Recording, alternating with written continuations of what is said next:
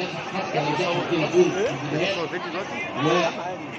الشمال. طبعا ساديو ماني في السنغال وضعه زي وضع محمد صلاح كده، هو نجم النجوم هناك ما فيش شك فيه. هو لعيب عظيم، هو لعيب عظيم. ضربه ركنيه من ناحيه الشمال لصالح السنغال. بص بيطلع ايه؟ بيطلع ازازه طبعا دي ما كانش مقصود بيها لاعب من السنغال.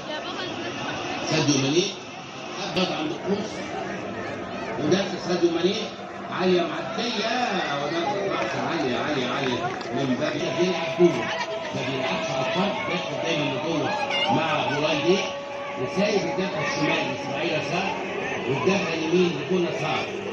لكن ان شاء الله باذن الله هيكون عندنا اكثر خبر